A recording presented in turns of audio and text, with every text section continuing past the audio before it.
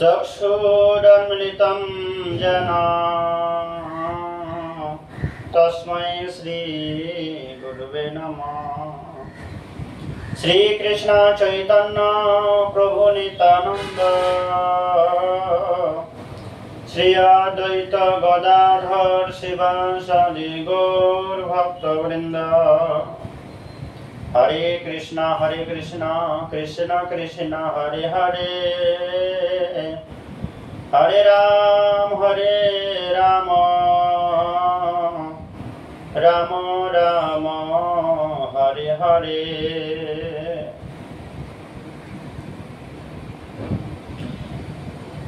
অতএব তার পায়ে করি নমস্কার, তার পায়ে অপরাধ নহকই আমার। আমরা সবাই ধারাবাহিক ভাবে চৈতন্য চরিতামৃত গৌর কথা শ্রবণ কীর্তন বৃত্তি হয়েছে। সর্বপ্রথমে অস্মদীয় শ্রী গুরু পাদপদ্ম ওম বিষ্ণুপাদ ত্রিদণ্ডী স্বামী ভক্তি প্রসাদ মধুসূদন গুরু মহারাজের আতুল যুগল চরণে অনন্ত কোটি দণ্ডবত প্রণাম প্রতি জ্ঞাপন করছি। উপস্থিত সকল ভক্তবৃন্দ, আপনাদের সবার চরণে প্রণাম নিবেদন জানাই। আমরা সবাই মিলে চৈতন্য বার্তা ইউটিউব চ্যানেলের মাধ্যমে গৌর কথা শ্রবণ কীর্তন ব্রতী হয়েছি। ধীরে ধীরে ক্রমে আমরা গৌর কথা শ্রবণ করতে করতে মহাপ্রভুর বিভিন্ন লীলা কথা শ্রবণ কীর্তন শ্রবণ করলাম। আজকে কবিরাজ গোস্বামী মধ্যলীলা চতুর্থ পরিচ্ছেদে বর্ণনা করছেন। মহাপ্রভু সন্ন্যাস গ্রহণ করার পরে মায়াপুর হয়ে শান্তিপুরে এলেন। শান্তিপুরে অদ্বৈত ভবনে কিছুদিন থাকলেন। সেখানে নিত্যদিন সচিমাতা রন্ধন প্রসাদ সেবা করলেন। করার পরে সকল ভক্তদেরকে বিদায় জানিয়ে মহাপ্রভু ভক্তদেরকে নিয়ে, নিত্যানন্দ প্রভু, অদ্বৈত এবং হরিদাস ঠাকুরকে সবাইকে নিয়ে কোথায় গেলেন? বৃন্দাবন যাত্রা শুরু করলেন। যাওয়ার পূর্বেই সকল ভক্তদের জন্য আমরা যেমন নিজের আত্মীয় স্বজন পরিজনদের বাড়ি থেকে যখন আমরা চলে আসি, মা যখন মেয়ের বাড়িতে যায় বা কোনো সন্তান যদি মায়ের কাছে আসে, সারাটা দিন অনেক গল্প করলেও যাবার সময় অন্তিম লগ্নে কিছু আশীর্বাদ বাণী আমরা সবাই দিই যে ভালো থাকো, ভালো থাকিস, আবার আসবে, নিজের প্রতি লক্ষ্য ধ্যান রেখো। আমরা যেমন বাহ্যিক জগতের বাহ্যিক কথা নিয়ে অন্তিম সময়টা আমরা সমাপ্তি করি, কিন্তু শান্তিপুর থেকে চৈতন্য মহাপ্রভু যখন চলে আসবেন, মহাপ্রভু কি বললেন? হে ভক্তগণ, আমি তোমাদের সঙ্গে দেখা করে কিছু কিছু ভক্তদেরকে নিয়ে আমি পরিক্রমায় যাব। অন্তিম সময়ে মহাপ্রভুকে আশীর্বাদ বাণী করলেন আমাদেরকে যে তুমি সব লোক মোর পরম বান্ধব, এই ভিক্ষা মাগো মোরে দেহ তুমি সব। হে ভক্তগণ, তোমরা সবাই আমার প্রাণ বান্ধব, পরম হিতৈষী। তোমাদের কাছে আমার এটাই ভিক্ষা, ঘরে যাইয়া কর সদা নাম সংকীর্তন, কৃষ্ণ নাম কৃষ্ণ কথা কৃষ্ণ আরাধন। মহাপ্রভু কি বললেন? হে ভক্তগণ, তোমরা সবাই ঘরে গিয়ে কৃষ্ণ কথা শ্রবণ কীর্তনে থাকবে, কৃষ্ণ সাধন ভজন করবে। কেননা একমাত্র কৃষ্ণই আমাদের আরাধ্য দেব, কৃষ্ণই আমাদের জীবন। কৃষ্ণ বিহীন একজন মৃত ব্যক্তি, সে কেন নহিল বাঁচি। যার মধ্যে প্রাণ নেই তিনি মৃত। আর প্রাণ পুরুষ ভগবান শ্রীকৃষ্ণ, যে ব্যক্তি ভগবান শ্রীকৃষ্ণের সঙ্গে থাকতে পারে না, শ্রীকৃষ্ণের নাম জ্ঞান ধ্যানের মধ্যে আত্মসমর্পণ করতে পারে না, মগ্ন হতে পারে না, তিনি বেঁচে থেকেও সে মৃত ব্যক্তির সমান। তেমনি আমাদের সর্বক্ষণ যেহেতু আমরা সংসারে এসেছি, জগতে জন্মগ্রহণ করেছি, জগতে থাকতে থাকতে আমাদের কি করতে হবে? কি শয়নে, কি ভোজনে, কি বা জাগরণে অহর্নিশি চিন্তা কৃষ্ণ বলবদনে। অহর্নিশি সদা সর্বক্ষণ আমাদের কৃষ্ণ নাম করতে হবে। জয় জয় গৌরচন্দ্র জয় নিত্যানন্দ, জয় দ্বৈত চন্দ্র জয় গৌর ভক্ত বৃন্দ। সে শান্তিপুর থেকে সকল গৌরের ভক্তদেরকে নিয়ে, হরিদাস ঠাকুরকে নিয়ে চলে এলেন। আমরা সংক্ষিপ্ত ভাবে আলোচনা করছি। সে হরিদাস ঠাকুর সবাইকে নিয়ে মহাপ্রভু কোথায় গেলেন? পুরীধাম থেকে ঘুরে এসে দর্শনে বেরিয়ে গেলেন। কোথায়? লীলাদ্রি গমন জগন্নাথ দর্শন, সার্বভৌম ভট্টাচার্য প্রভুর মিলন। ভট্টাচার্য সার্বভৌমের বাড়িতে জগন্নাথ দর্শন, বিভিন্ন ভক্তগণ একসঙ্গে দর্শন করতে করতে মহাপ্রভু চলতে থাকলেন কোন দিকে? এই মতো মহাপ্রভু চলিলা লীলা চলে, চারি ভক্ত সঙ্গে কৃষ্ণ কীর্তন কৌতূহলে। ভিক্ষা লাগি একদিন এক গ্রামে গিয়া, আপনে অনেক অন্ন আনিলেন মাগিয়া। রেবুনাথে গোপীনাথ পরম মহান, ভক্তি করে কইল প্রভু তার দর্শন। মহাপ্রভু পুরীধাম থেকে রেমুনায় এলেন, সেখানে ভগবানকে দর্শন করলেন। দর্শন করতে হবে সেখানে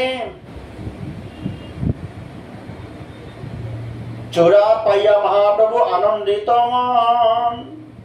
আমরা ভগবানকে দর্শন করলে আনন্দিত হই, কিন্তু মহাপ্রভু ভগবানকে দর্শন করার পূর্বে ভগবানের মন্দির, ভগবানের চূড়া দর্শন করতেন না। বহু নিত্য গীত কইল লইয়া ভক্তগণ, প্রভুর প্রভাব দেখি প্রেম রূপ গুণ।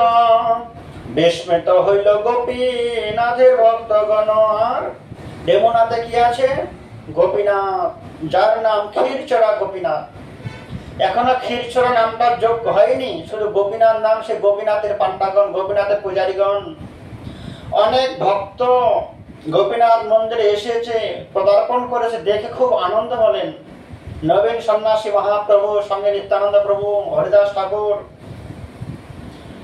সবাই রেবুনাথে এলেন যখন কি গোপীনাথ দর্শন করার জন্য। সে গোপীনাথের কাহিনী কি নিত্যানন্দ প্রভু সেখানে ধামের মহিমা শ্রবণ করাচ্ছেন। আমরা যেমন কি করি, কোন মন্দিরে গেলে, মন্দিরে দর্শন করতে গেলে আমরা শুধু মন্দির দর্শন করি, প্রসাদ সেবা করে চলে আসি। কেন? তীর্থ ভ্রমণ হচ্ছে গুরু শিষ্যের মাধ্যমে। গুরুদেব তীর্থের মহিমা কথা, মাহাত্ম্য কথা শ্রবণ করাবেন ভক্তদেরকে, তবে আমাদের তীর্থযাত্রা সফল। নতুবা গ্রাম্য মানুষের মতো শুধু আমার ঘর বাড়ি অট্টালিকা দেখেই চলে আসতে হবে, এর মহিমা কথা মাহাত্ম্য আমরা অনুভব করতে পারবো না। সেই জন্য আজকে সকল ভক্তবৃন্দ সাক্ষাৎ চৈতন্য মহাপ্রভুর সঙ্গে তারা তীর্থ ভ্রমণে যাচ্ছেন। মহাপ্রভু তার শ্রীমুখে গোপীনাথের মহিমাটা, গোপীনাথ মন্দিরের কথাটা শ্রবণ করাচ্ছেন। কি নাম ছিল? গোপীনাথ মন্দির। তারপরে নাম হলো ক্ষীরচোরা গোপীনাথ। ভক্তগণ জিজ্ঞাসা সঙ্গে, প্রভু গোপীনাথ মন্দির থেকে ক্ষীরচোরা গোপীনাথ নামটা কিভাবে হলো, কি তার মহিমা কথা? ভক্তদের সেগুলো মহাপ্রভু শ্রবণ করাতে লাগলেন। মহাপ্রভু বললেন, পূর্বে মাধবেন্দ্র পুরী লাগি ক্ষীর কইল চুরি, অতএব নাম হইল ক্ষীরচোরা হরি। এক ভক্তের জন্য গোপীনাথ ক্ষীর চুরি করেছিলেন। তিনি কি করলেন? মহাপ্রভু যেমন পুরীধাম থেকে বৃন্দাবন যাচ্ছেন, অন্য কোন সময় মাধবেন্দ্র পুরী, মানে মহাপ্রভুর গুরুদেবের নাম ঈশ্বরপুরী, ঈশ্বরপুরীর গুরুদেবের নাম মাধবেন্দ্র পুরী। পূর্বে মাধবেন্দ্র পুরী বৃন্দাবন, ভ্রমিতে ভ্রমিতে গেলা যথা গোবর্ধন। প্রেমে মত নাই তার রাত্রি দিন জ্ঞান, ক্ষণে উঠে ক্ষণে পরে নাই স্থান স্থান। শৈল পরিক্রমা দিয়ে গোবিন্দ কুণ্ডে আসি, স্নান করে বৃক্ষ তলে আছে সন্ধ্যা বসি। সে মাধবেন্দ্রপুরী বৃন্দাবনের অলিগলি, বৃন্দাবনের সব লীলাস্থলী দর্শন করতে করতে গিরিরাজ গোবর্ধনে গোবিন্দ কুণ্ডে এসে বসলেন। যে গোবিন্দ কুণ্ড কি দিয়ে তৈরি? গিরিরাজ গোবর্ধনের অভিষেক করলেন দেবরাজ ইন্দ্র। ইন্দ্র যে দুধ দিয়ে ভগবান শ্রীকৃষ্ণের চরণ ধৌত করেছিলেন, সে চরণ ধৌত করার জলটা যেখানে অবস্থান করলেন সেটা হচ্ছে গোবিন্দ কুণ্ড। যারা আমার সঙ্গে আপনারা বৃন্দাবনে গিয়েছেন তারা সবাই দর্শন করেছেন। যদি কারো সৌভাগ্য হয় আবার যাবার জন্য, আমরা সে বৃন্দাবনের লীলাস্থলী দর্শন করার জন্য ডিসেম্বর মাসের 6 তারিখে প্রোগ্রাম করেছে। আপনারা আমার সঙ্গেও যেতে পারবেন এই লীলাস্থলীগুলো দর্শন করার জন্য। মাধবেন্দ্র পরে কি করলেন? সারাদিন বৃন্দাবন পরিক্রমা করে ক্লান্ত হয়ে সন্ধ্যাবেলায় সে বৃক্ষ তলে বিশ্রাম নিয়ে তিলকান্নি করার পরে তিনি নিদ্রায় গেলেন। উপবাস থেকে কিছু সেবা গ্রহণ করলেন না, কেননা তিনি তো রন্ধন করতেন না, ভিক্ষা যা পেতেন সেটাই সেবা করতেন। ঘুমন্ত অবস্থা ঠিক কিছুক্ষণ পরে গোপ বালক এক দুগ্ধ ভাণ্ড লইয়া আসি, আগে ধরে কিছু বলেন হাসিয়া। একজন গোপ বালক এক ভাণ্ড দুগ্ধ নিয়ে তার কাছে এলেন। ওরি এই দুগ্ধ লইয়া করো তুমি পান, মাগি কেনে নাই খাও কিবা করো ধ্যান। মাধবেন্দ্র পুরীকে জাগিয়ে দিলেন যে গোসাই, আপনি ভিক্ষা করে কেন সেবা করছেন না? আপনি উপবাসে আছেন। দেখুন, আমার মা আমাকে যে দুধ পাঠিয়েছে, দুধ আপনি সেবা করুন, আপনি উপবাসে আছেন। মাধবেন্দ্র পুরী বললেন, আমি উপবাসে আছি, তুমি কি করে জানলে? তুমি মেঘে কেন খাওনি? গোপাল বললেন, এই গোবিন্দ কুণ্ডে ব্রজবাসীরা, আমার মায়েরা স্নান করতে এসেছিলেন, জল নিতে এসেছিলেন। তারা তোমাকে দেখে অনুভব করলেন আপনি খুব ক্ষুধার্ত, জরাজীর্ণ শরীর। কেউ মেঘে খায়, কেউ রন্ধন করে, আর আপনি তো রন্ধনও করেননি, মেঘও গ্রহণ করেন। অতএব আপনার সেবার জন্য আমার মা আমাকে দুধ পাঠিয়েছেন, আপনি সেবা গ্রহণ করুন।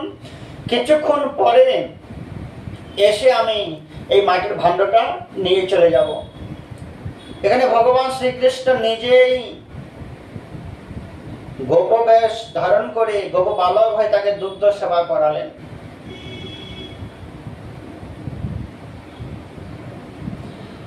তিনি অপেক্ষা করলেন, দুগ্ধ পান করার পরে এমন অমৃত দুধ তিনি পান করলেন, তিনি অনুভব করলেন আমি সারাটা জীবন অনেক দুগ্ধ পান করেছি, কিন্তু এরকম দুগ্ধ স্বাদ সুস্বাদু অমৃত তুল্য, অমৃত হার মানিয়ে দেয়, কিন্তু এরকম দুগ্ধ কোথায় থেকে আসতে পারে? কেন তিনি তো এখনো জানতেন না দুগ্ধটা কে তাকে দান করলেন। যে ভগবানের প্রদত্ত বস্তু, ভগবানের পরিচিত বস্তু,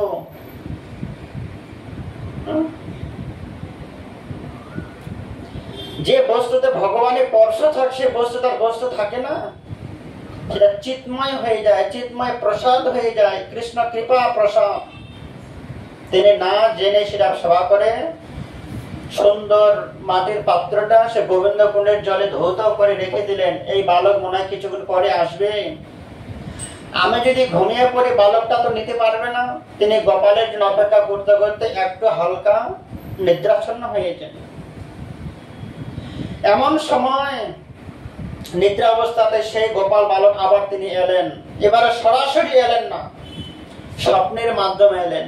কিভাবে?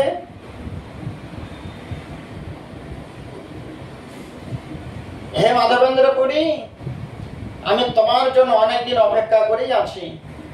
বহুদিন তোমার পথ করে নিরীক্ষণ, কবে আসি মাধব আমায় করিবে সেবন। জানি ভগবান হয়েও ভক্তের জন্য অপেক্ষা করে আছি, কবে আমার প্রিয় ভক্ত আমার আসবেন, এসে আমার সেবা পূজা করবে, এসে তোমার প্রেম বশ আমি করি সেবায় অঙ্গীকার, দর্শন দিয়া নিস্তারিব সকল সংসার। শ্রী গোপাল নাম মোর গিরি গোবর্ধন ধারী, ব্রজের স্থাপিত আমি ইহাই অধিকারী। আমার নাতি, কে বলছেন? গোপাল। কৃষ্ণ বলছেন আমার নাতি ব্রজনাভ আমাকে এখানে গোপাল বিগ্রহ প্রতিষ্ঠা করেছিল। কোন কারণবশত কালের প্রভাবে আমার পূজারীগণ আমার বিগ্রহটাকে এই মাটির নিচে সমাধি দিয়ে রেখেছিল, আত্মগোপনে রেখেছে। আমি এমন কোন শুদ্ধ ভক্ত পাইনি যাকে কেন্দ্র করে আমি পৃথিবীতে নতুন করে প্রকাশিত হব। কেন?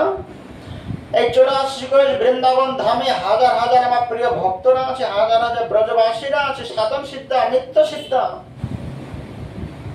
ব্রজবাসীগণ আছেন থাকা সত্ত্বেও আমি তাদেরকে দিয়ে নতুন করে আমার বিগ্রহ প্রতিষ্ঠা করার সুযোগ পেলাম না। কেননা তারা আমার নিত্য পার্শ্ব।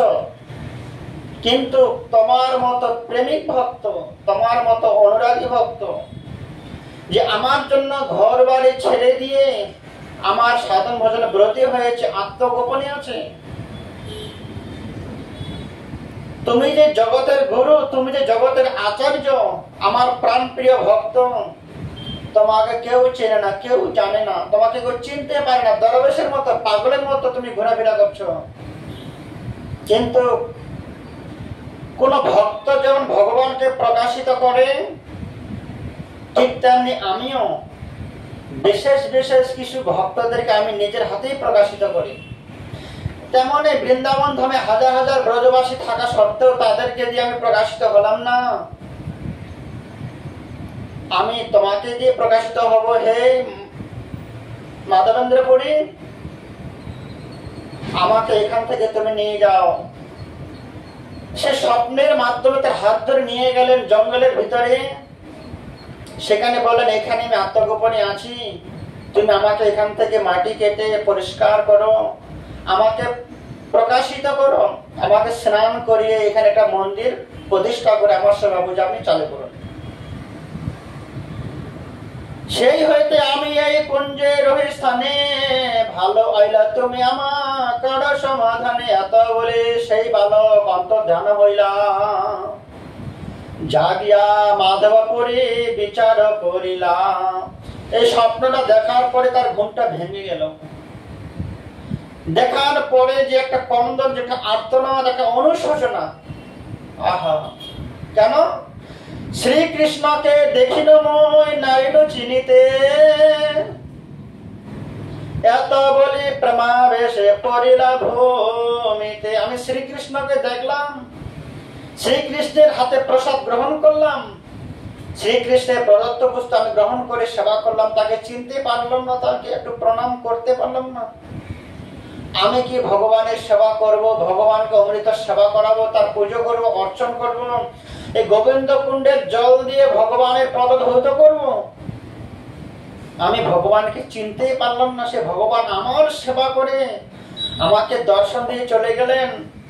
ক্ষণে রোদন করি মনস্থ করি স্থির, আজ্ঞা পালন লাগি হইল সুস্থির। অনেকক্ষণ কন্দন করে অনুশোচনা করে তিনি বলেন, না, আমাকে যেটা আদেশ করেছে সেই আদেশটা আমাকে পালন করতে হবে। কেননা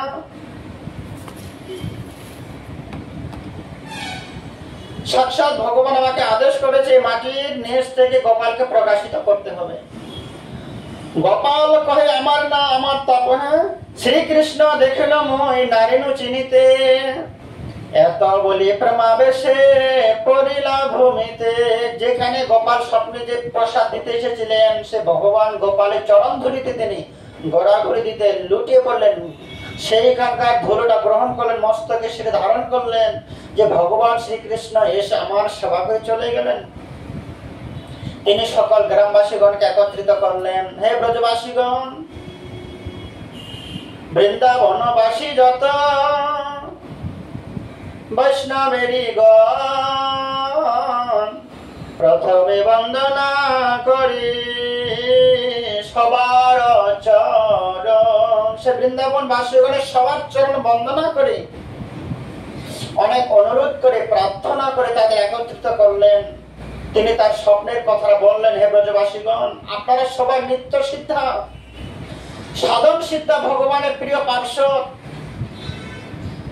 তথাপি আপনাদের শ্রীচরণ আমার একটা প্রার্থনা, যে আজকে রাত্রিতে আমি এই গোবিন্দ কুণ্ডে অবস্থান করছিলাম,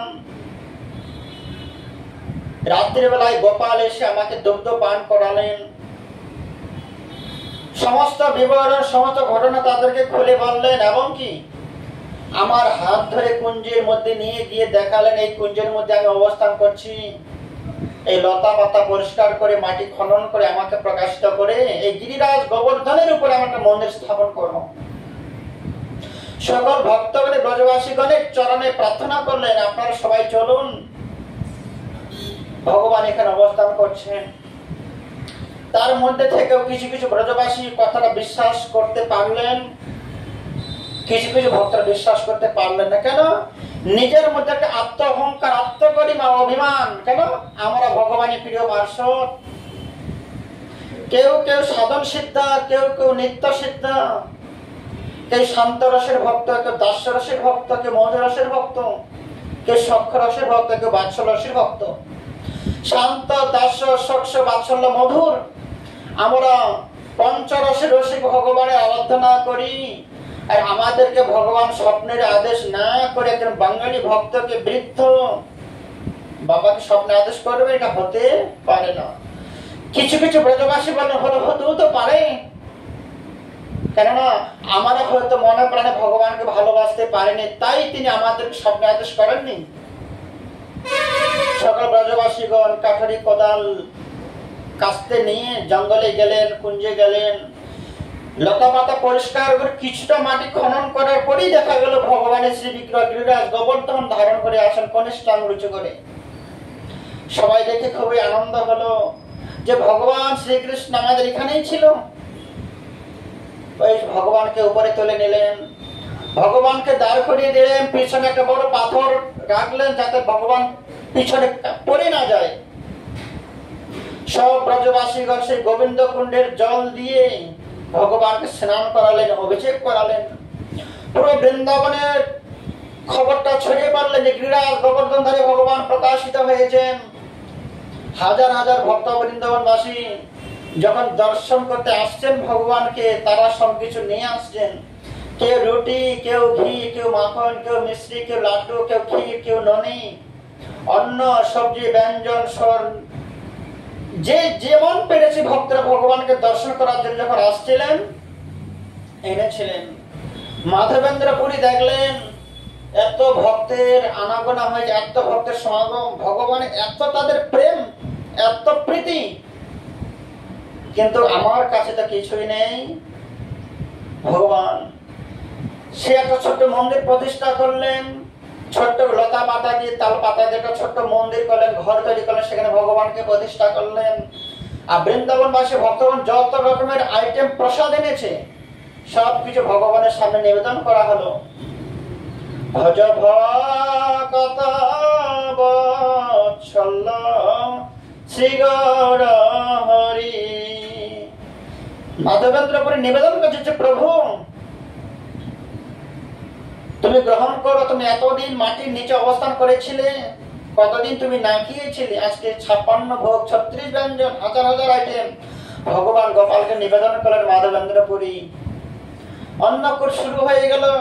এক একজন ব্রজবাসী বলছে, না, ভগবানের দুধের সেবার জন্য আমি 10টা 12টা গাই দান করলেন।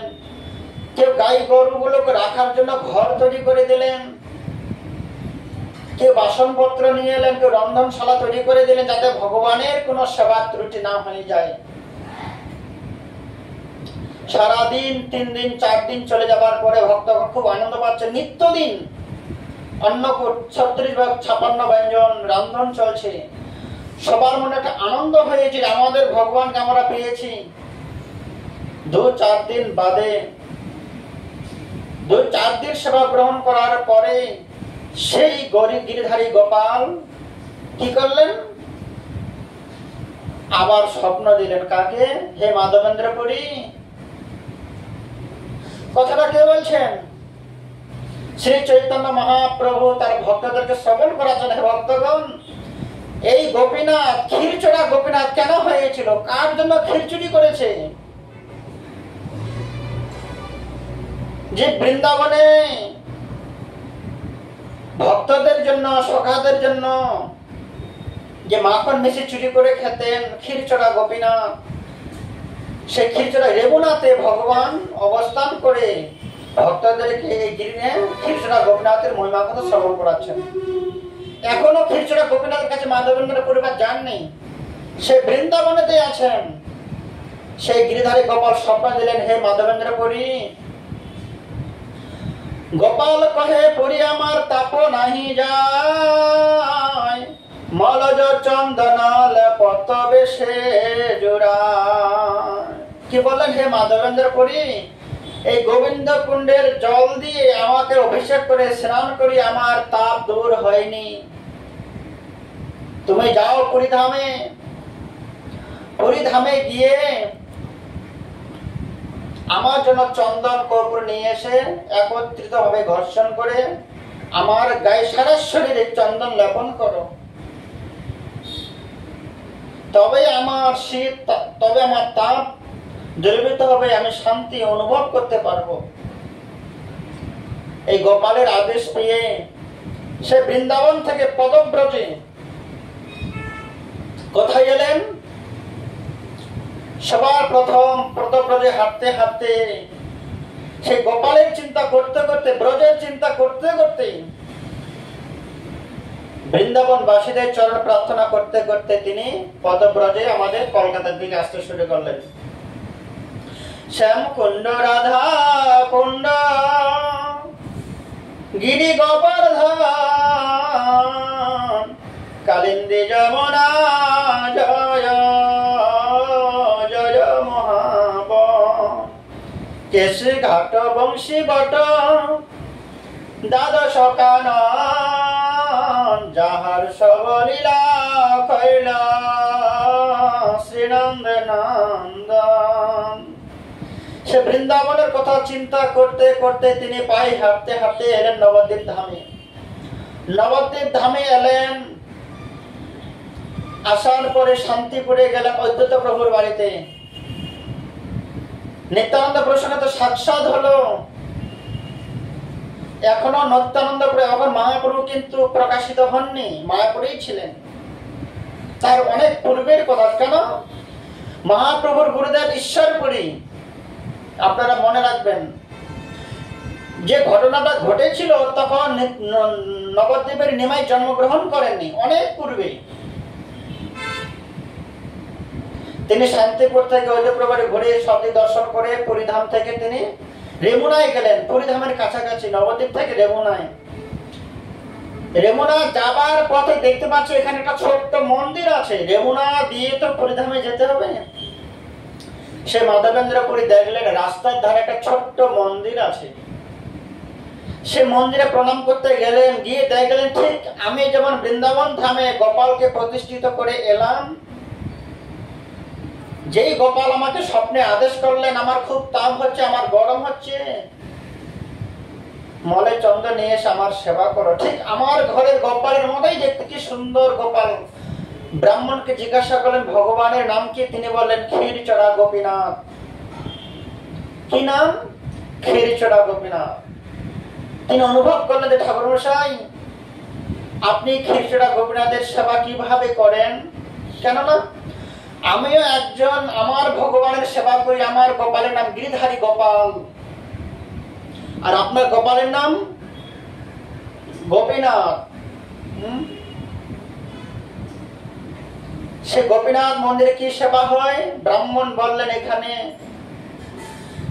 অমৃত তেলি ভোগ হয়, ক্ষীর ভোগ লাগানো হয়, ভগবানের 5 বার সেবা হয়। সেবার মধ্যে কি পরিমাণ থাকে, আইটেম থাকে, মেনু থাকে? অমৃত কেলি, ক্ষীর ভোগ হয় ভগবানের।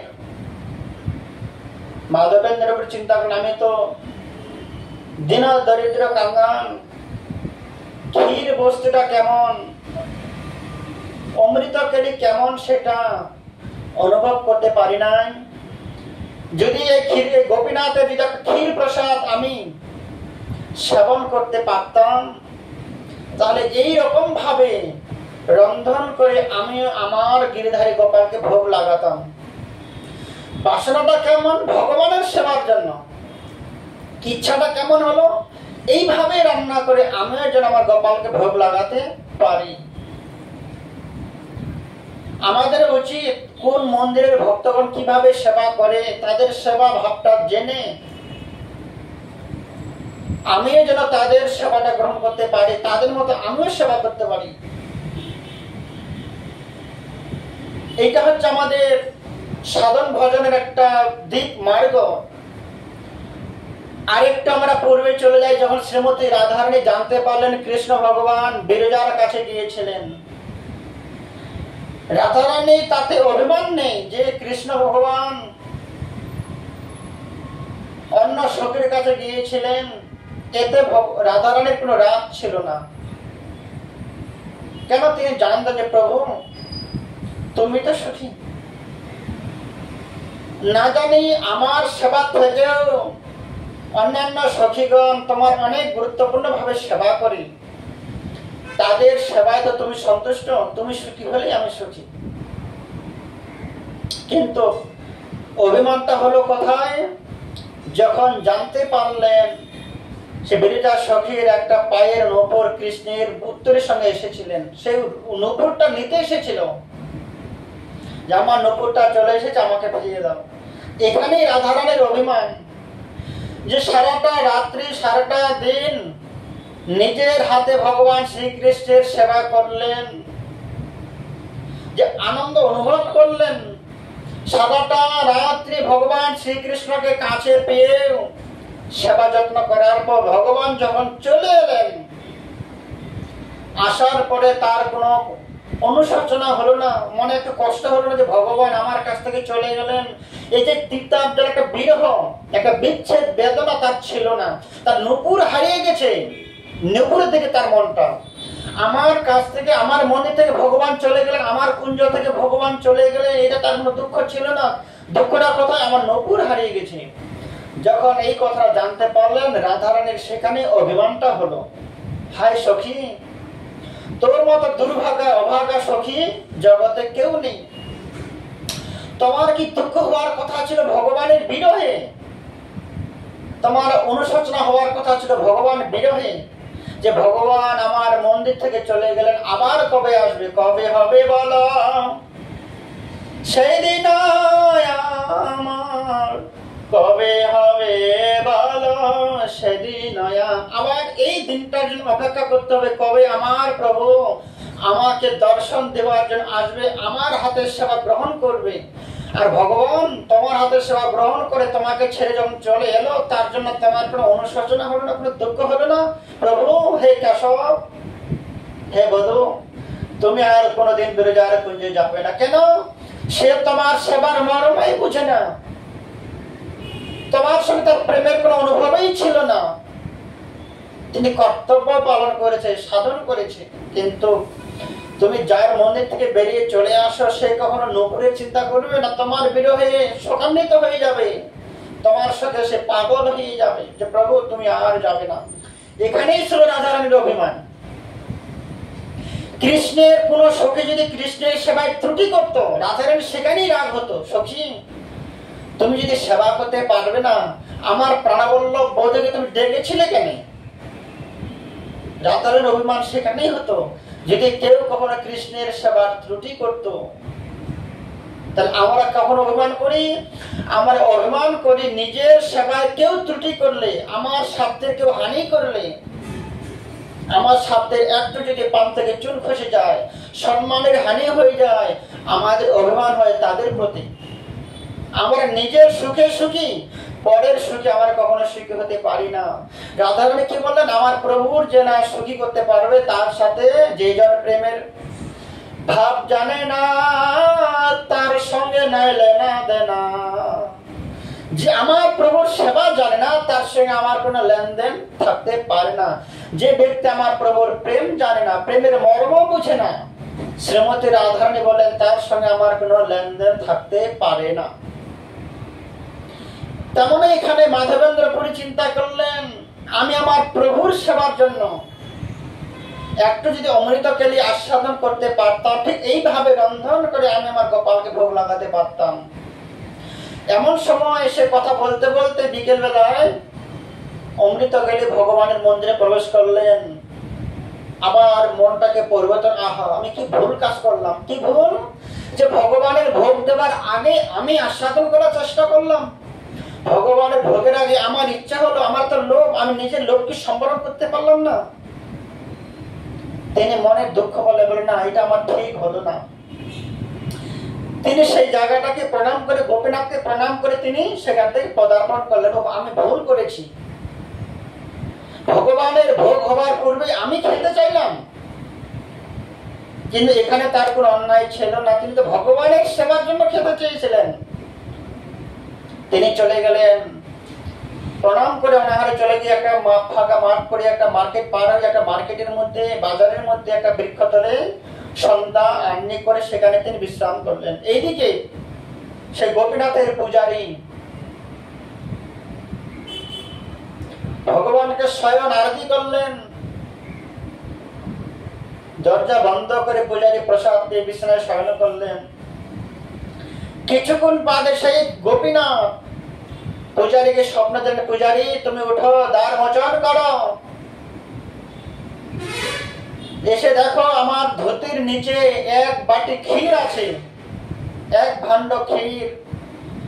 আমার একজন প্রিয় ভক্ত, পরম প্রিয় প্রেমিক ভক্ত আমাকে দর্শন করতে এসেছিল, তার একটা ইচ্ছা ছিল ক্ষীরচোরা গোপীনাথ ক্ষীর অমৃত প্রসাদ পাওয়ার জন্য। আমার ভক্ত অভুক্ত হয়ে উপবাস থেকে আমার মন্দির থেকে চলে গেছে, আমি প্রসাদ আজকে গ্রহণ করিনি, কেননা আমার ভক্ত অভুক্ত ছিল।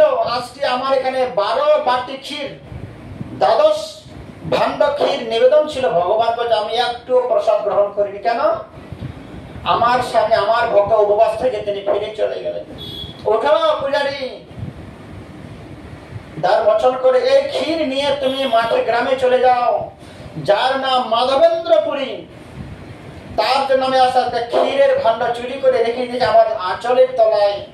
এই ক্ষীর ভাণ্ড তুমি তাকে দিয়ে আসো, তবে আমি পরের দিন সকালবেলা আমি সেবা গ্রহণ করব। যখন স্বপ্ন পেলেন, পূজারী ঘুম ভেঙে উঠে দরজা মোচন করলেন, ভগবানকে আশ্রমণ করালেন, আরতি করলেন। আরতি করার পরে দেখলেন ভগবানের গোপীনাথের ধুতির নিচে এক ভাণ্ড ক্ষীর লুকানো আছে। ধন্য সেই ভক্ত, ধন্য সে প্রেমিক ভক্ত যার জন্য ভগবান ক্ষীর চুরি করলেন। হে গোপীনাথ, আমি জন্ম জন্মান্তর তোমার সেবা করেছি, কোনদিন তো তুমি আমাকে দর্শন দিলে না। গোপীনাথ মম নিবেদন শুন, গোপীনাথ মম নিবেদন শুন। গোপীনাথ, আমি জন্ম জন্মান্তর ভাবে তোমার সেবা করেছি, তুমি আমাকে বঞ্চিত করেছিলে। গোপীনাথ, কোনদিন আমাকে দর্শন তুমি দাওনি। কোন একজন প্রেমিক ভক্ত এসেছে, তার কৃপায়, তার দ্বারায়, তার উচ্ছিল্লায় আজকে তুমি আমাকে দর্শন দান করলে। গোপীনাথ, কেন বা ছাড়িলে মরে, ছিলাম তখনে তোমার চরণে, এখনো ভুলিলে মরে। গোপীনাথ মম নিবেদন শোন। গোপীনাথ, এতদিন সেবার পরে আমার ধন্য হলো, যাকে দর্শন করতে পারলাম, যাকে একবার দর্শন করলে মানব জন্য ধন্য হয়ে যায়।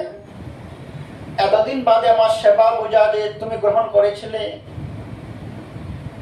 আজকে আমি ধন্য হলাম তোমাকে দর্শন করে, আমি এখনই যাবো। তিনি কি করলেন, ভগবানের মন্দির বন্ধ করে গোপীনাথকে প্রণাম করে ক্ষীর ভাণ্ডটা নিয়ে তিনি বাজারে চলে গেলেন। চিৎকার করে বলছেন,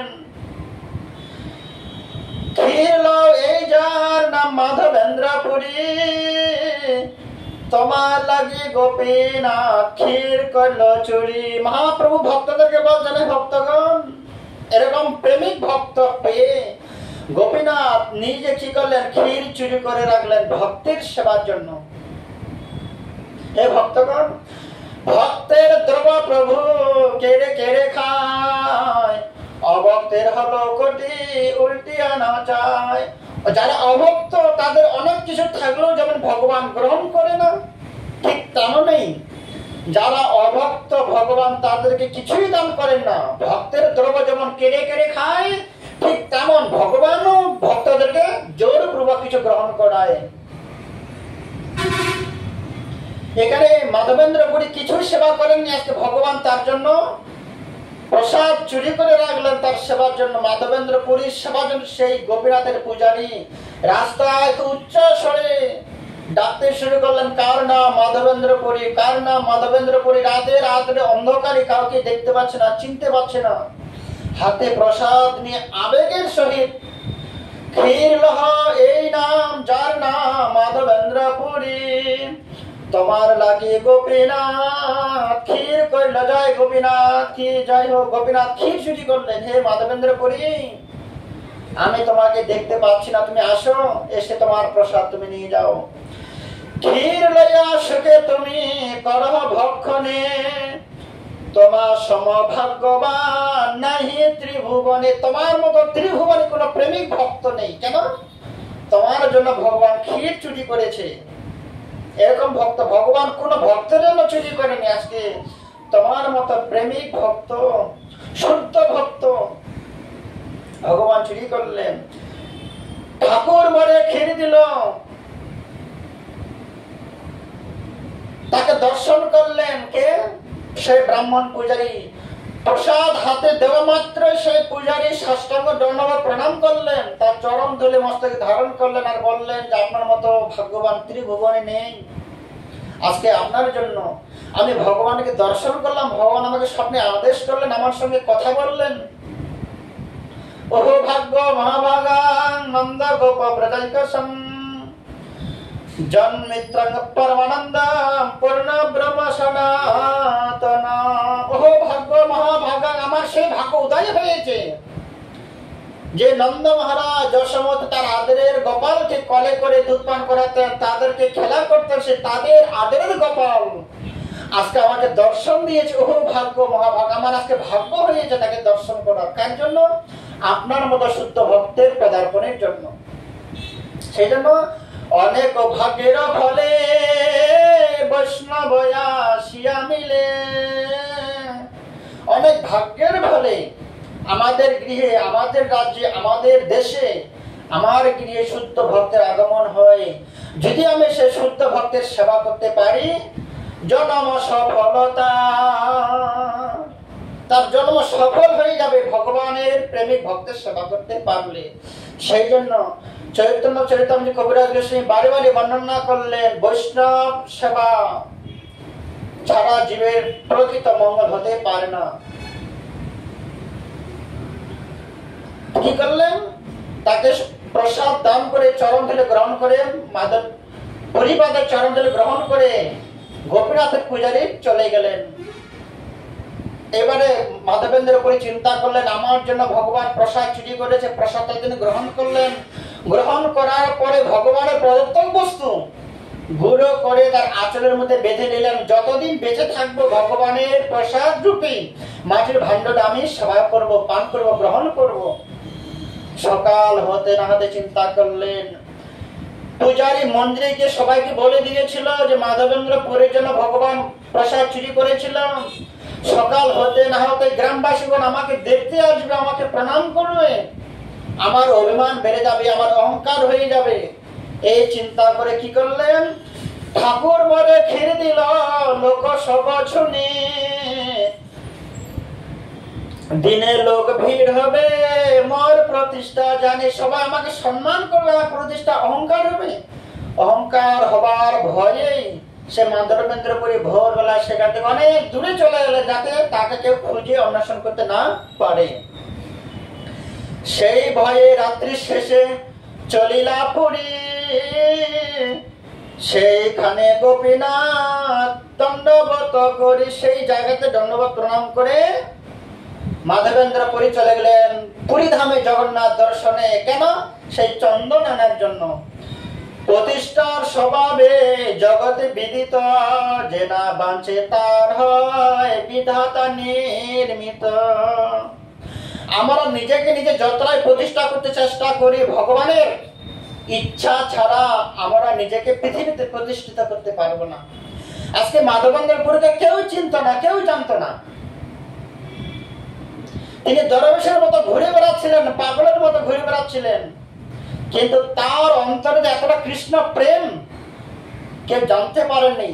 কি করলেন? ক্ষণিকের জন্য ভগবান শ্রীকৃষ্ণ তাকে মনে করলেন এরকম শুদ্ধ ভক্তকে প্রকাশিত করতে হবে। বলছে নিজের ইচ্ছা যে কোটি বাঞ্ছা করে, কৃষ্ণের ইচ্ছা হলে তবে সে ফল ধরে। আমরা যতই মনে করি অনেক বড় হব, সম্মানী হব, প্রতিষ্ঠিত হব, না, সেটা আমরা করতে পারি না যতক্ষণ না সেই ভগবান আমাদের কথা গ্রহণ করে আমাকে আশীর্বাদ না করছেন। ভগবান যদি মনে করে একজন পাগলকে প্রতিষ্ঠিত করব, ভগবান পাগলকে প্রতিষ্ঠিত করে শুদ্ধ ভক্ত করে দিতে পারে, জগৎ গুরু বানাতে পারেন।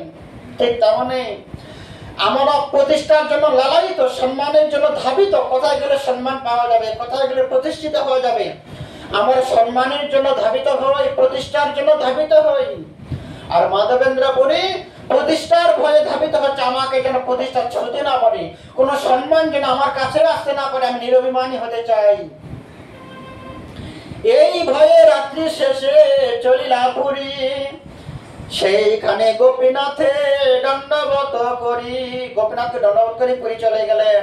প্রতিষ্ঠার স্বভাব, এই হচ্ছে প্রতিষ্ঠার স্বভাব। যে না চাইবে ভগবান তাকে দান করবে, আর যে চাইবে ভগবান তাকে সহজে দিতে চাইবেন না। প্রতিষ্ঠার ভয়ে পড়ে রহে পলাইয়া, প্রতিষ্ঠার জন্য পুরী মাধবেন্দ্র পুরী চলে যাচ্ছে। কৃষ্ণ প্রেম প্রতিষ্ঠা চলে সঙ্গে গড়াইয়া। আজকে মাধবেন্দ্র পিছনে পিছনে মান সম্মান মর্যাদা প্রতিষ্ঠা পিছনে পিছনে ধাবিত হচ্ছে। ভগবান যাকে দেবে গ্রহণ না করলেও দেবে, আর যাকে ভগবান দেবে না শত চেষ্টা করলেও সম্পূর্ণভাবে প্রতিষ্ঠিত হতে আমরা পারবো না। কে শ্রবণ করেছেন? রেমুনাতে চৈতন্য মহাপ্রভু তার ভক্তগণকে নিয়ে এসেছিলেন। মহাপ্রভু বললেন এই মন্দির দর্শন করে, এই মন্দিরের ভগবানের নাম ক্ষীরচোড়া গোপীনাথ। ভক্তগণ প্রশ্ন করেন যে প্রভু, ক্ষীরচোড়া গোপীনাথ নামটা কি করে হলো? আগে তো নাম ছিল গোপীনাথ। তখন মহাপ্রভু এই মাধবেন্দ্র পুরীর উপাখ্যানটা মহাপ্রভু বলেন, আমার গুরুদেবের নাম ঈশ্বরপুরী, আমার গুরুদেবের গুরুদেবের আমার পরম গুরুদেব মাধবেন্দ্র পুরী এই মন্দিরে এসেছিলেন রেমুনায়। আপনারাও রেমুনায় যাবেন, শুধু পুরী গেলে সম্পূর্ণ হবে না, আপনারাও সবাই রেমুনায় যাবেন, ক্ষীরচোড়া গোপীনাথকে দর্শন করে আসবেন। আমাদের হাওড়া থেকে মাত্র 4 ঘন্টা রাস্তা। আপনারা সবাই রেমুনায় যাবেন, অল্প বিনিময়, অল্প খরচায়, অল্প সময়ে আপনারা ক্ষীরচোড়া গোপীনাথের প্রসাদ সেবা করে আসবেন, যে প্রসাদ ভগবান চুরি করেছিলেন। মহাপ্রভু এই কথাটা তাদের সবাইকে শ্রবণ করালেন, আর সবাই কথা শ্রবণ করার মধ্যে এত সুন্দর একটা প্রেম জাগরিত হলো। এরকম শুদ্ধ ভক্তকে পেয়ে ভগবান ক্ষীরচোড়া গোপীনাথকে প্রসাদ দান করলেন। সবাই সে নাম সংকীর্তন করতে শুরু করলেন, হরে কৃষ্ণ কৃষ্ণ কৃষ্ণ হরে হরে, হরে রাম রাম রাম হরে হরে। নাম সংকীর্তন করার পরে মহাপ্রভু সকল ভক্তদেরকে ক্ষীর প্রসাদ বিতরণ করলেন। ক্ষীর প্রসাদ খেয়ে তিনি সেখানে দণ্ডবত প্রণাম করে আবার বৃন্দাবনের দিকে শুরু করলেন। তেমনি এইভাবে আমরা কবিরাজ গোস্বামীর লেখনীতে তাকে অনুসরণ করে তার মাধ্যমে আমরা চৈতন্য দেবের চৈতন্য বার্তা আপনারা শ্রবণ করবেন ইউটিউব চ্যানেলের মাধ্যমে। সংক্ষিপ্ত আকারে আমরা বর্ণনা করব, বিরোধ আমরা ব্যাখ্যা করতে পারবো না, সময় খুবই কম। তবু আজকে 50 মিনিট হতে চলল, 30 মিনিটের মধ্যে আমি সমাপ্তি করতে পারলাম না উপাখ্যানটা। তো এইভাবে মহাপ্রভু সকল ভক্তদেরকে নিয়ে তীর্থ ভ্রমণ করতে গেলেন। কোথায়? বৃন্দাবনের পথে। এখন সেই বৃন্দাবনে বাঁশি বাজে রে, এখন সেই বৃন্দাবনে, এখনো বৃন্দাবনে বাঁশি বাজে। মহাপ্রভু বৃন্দাবন দর্শনের জন্য যাচ্ছেন। আগামী ডিসেম্বর মাসের 6 তারিখ আমারও বৃন্দাবন যাত্রা করব। আপনারা যদি যেতে চান আমার সঙ্গে যোগাযোগ করতে পারবেন, কমেন্ট করবেন, ফোন নম্বর লিখে পাঠাবেন, আমি যোগাযোগ করব। जय वृंदावन धाम की जय हो, माधवेंद्र परिवार की जय हो, खिरसरा गोपीनाथ की जय हो, चैतन्य महापुरुष पार्षद भक्तवृंद की जय हो, चैतन्य चरितामृत की जय हो, कविराज गोसाईपाद की जय हो, निताई गौर प्रेमानंदी। আজকের চৈতন্য চরিতামৃত চৈতন্য বার্তা এখানেই বিশ্রাম। আগামী কালকে আমরা আরেকটা পর্ব নিয়ে আসবো। হরে কৃষ্ণ। সবার চরণে আবার পুনরায় প্রণাম নিবেদন করি। বাঞ্ছা কল্পতরুভ্যশ্চ কৃপা সিন্ধু ভয়বচ পতিতানাং পাবনেভ্যো বৈষ্ণবেভ্যো নমো নমঃ। সবাই ভালো থাকুন। জয় জগন্নাথ।